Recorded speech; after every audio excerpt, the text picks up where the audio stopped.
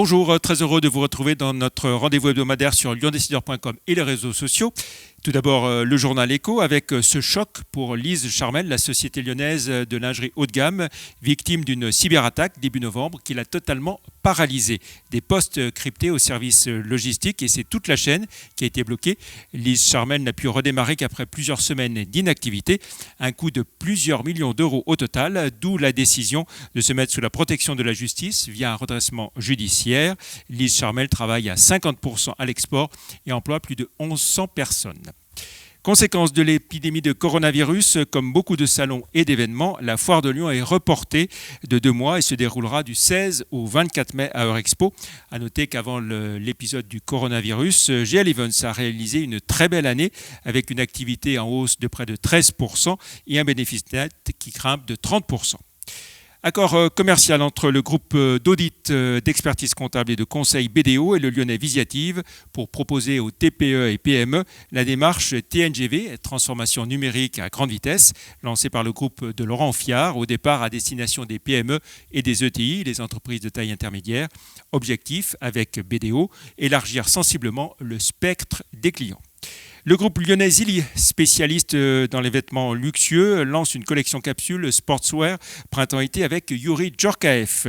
Autre nouveauté printanière pour Zilli, une gamme de parfums. Reste enfin troisième chantier pour Zilli, amener à bien le déménagement de l'entreprise, programmé d'ici au 30 juin, a priori toujours dans la métropole lyonnaise.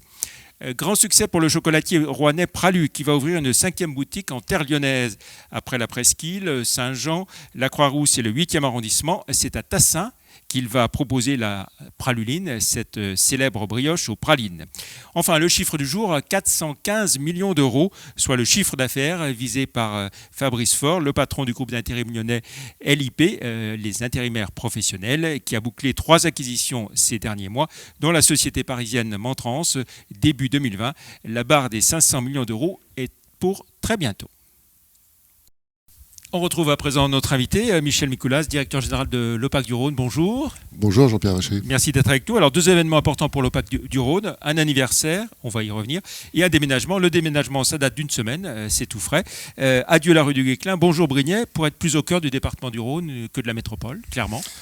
C'est bien résumé, c'était effectivement la volonté de notre président Christophe Guillotot du conseil d'administration d'implanter son office sur le département du Rhône.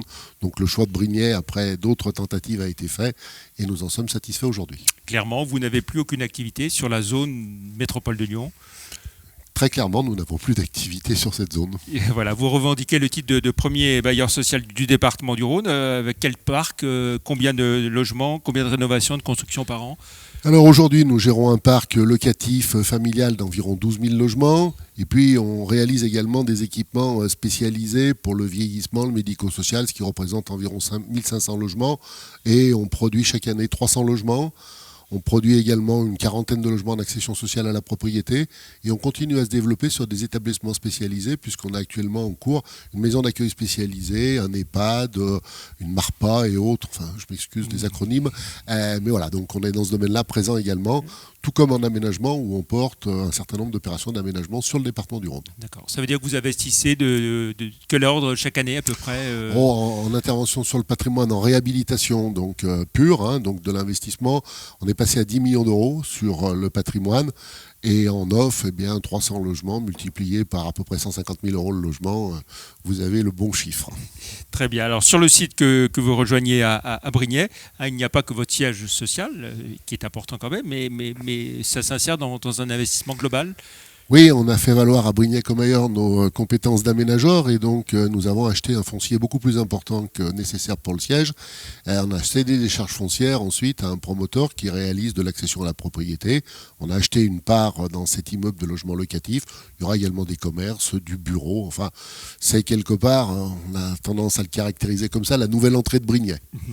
Ce siège social, c'est combien de mètres carrés et c'est combien de personnes qui ont déménagé donc, la semaine dernière ? Alors, au siège social, il y a environ 120 personnes sur 3600 mètres carrés. Et on a contiguë à ce siège un petit bâtiment qui intègre une de nos agences. Nous avons 3 agences sur le département. Une agence qui gère le sud du département et qui était déjà basée à Brignec, qu'on réintègre dans nos locaux. Environ 25 personnes administratives. Donc au total, on sera entre 140 et 150 sur Brignec. Alors on parle beaucoup de la flambée des prix de l'immobilier à Lyon. Est-ce que vous en mesurez, j'ai envie de dire, les effets au quotidien avec de plus en plus de gens qui cherchent à se loger dans le reste du département du Rhône, en dehors de la métropole? Alors le chiffre des demandeurs de logement sur le département du Rhône augmente. Et dans la frange péri-métropolitaine, telle que je l'appelle, on a assisté à une flambée des prix du foncier. Le PLUIH de la métropole qui a mis un certain temps à sortir. Le plan local d'urbanisme et de l'habitat. Le plan local d'urbanisme et de l'habitat qui a mis un certain temps à sortir, a fait que les promoteurs se sont reportés sur cette première couronne avec une flambée des prix, oui, tout à fait considérable. Et toujours donc des besoins importants en matière de logement. Pourquoi est-ce qu'il ne s'en construit pas plus finalement ? Problème de financement ? Je pense que c'est essentiellement un problème de financement, puisque lorsqu'on construit un logement, les financements d'État étant ce qu'ils sont aujourd'hui, l'apport des collectivités fait qu'on investit par logement en moyenne 35 000 € de fonds propres. Donc c'est de l'argent qu'on sort de notre potentiel financier. Heureusement, on bénéficie d'une aide du département du Rhône qui nous assiste chaque année de façon à ce que notre développement soit à la hauteur des besoins du territoire. Mais effectivement, c'est essentiellement le handicap financier. Et sur le péri-métropolitain, le prix du foncier commence à être effectivement aussi un élément non négligeable. Comment se passent les relations avec le gouvernement ? Il y a eu des débuts compliqués au début du quinquennat. Est-ce qu'aujourd'hui les choses vont mieux ou ça reste tendu ? Il y a eu effectivement ce qu'on a appelé la RLS, la réduction de loyer de solidarité, qui nous a amputé sérieusement en matière de recettes de loyer. Je pense que le gouvernement a pris... les fameux 5 € sur les APL c'est un aussi, peu plus que les 5 € sur les APL. Il y avait les 5 € sur les APL et quelque part, en fonction du potentiel d'APLisé dans le patrimoine, on était taxé. Bon, cette taxation, le gouvernement est légèrement revenu dessus. On a différé les effets par ce qui s'appelle une clause de revoyure qui nous a permis de retrouver, avec les caractéristiques des prêts tels qu'ils sont aujourd'hui, un peu plus de respiration. C'est pour ça que nous sommes revenus à une capacité de développement de 300 logements et à 10 millions d'euros sur le patrimoine. Nous avions légèrement baissé au moment de la RLS. Non, la crainte aujourd'hui, c'est plus au niveau des APL, où il y a un mouvement qui a été reporté par le gouvernement et qui devrait prendre effet au 1er avril sur la contemporisation des APL, avec un calcul qui va être différent de ce que l'on connaissait jusqu'à maintenant, et avec un souhait du gouvernement faire une économie de l'ordre de 1,5 milliard ou 1,9 milliard.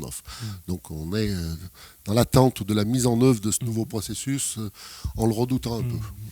Comment se passent les relations entre les opérateurs privés et publics dans le monde du logement social ? Elles sont bonnes dans la mesure où, Jean-Pierre Vacher, aujourd'hui on réalise à peu près 70% de notre production en VFA, en vente en l'état futur d'achèvement.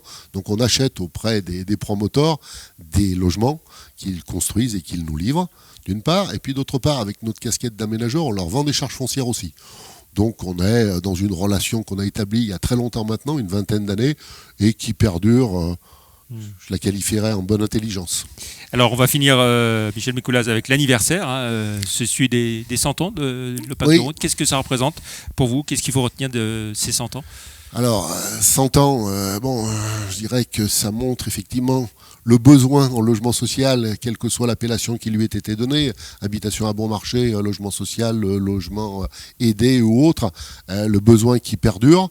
De structures d'entreprises comme les nôtres, d'autres sont centenaires également, qui ont su au fil du temps s'adapter à l'évolution des besoins, à l'évolution des contextes, et qui ont élargi leur champ d'intervention en n'étant pas simplement un bailleur qui produit du logement, mais qui essaye plus largement de répondre aux problématiques de l'habitat telles qu'elles se posent sur les EPCI du département du Rhône. Voilà, donc on vous souhaite un bon anniversaire. C'est pour dans quelques semaines ? C'est le 12 avril très précisément que Laurent Bonnevet a créé cet organisme et nous aurons l'occasion de le fêter le 11 mai. Très bien. Merci beaucoup, Michel Mikoulaz, d'être venu dans Lyon Décideur, le journal Écho. Et puis je vous offre bien le numéro 2 de Lyon Décideur qui vient de sortir il y a quelques jours et je vous en souhaite bonne lecture. Avec Il est mes en kiosque. remerciements. On peut s'abonner aussi, évidemment, sur lyondécideur.com. Merci, au revoir. Avec mes remerciements.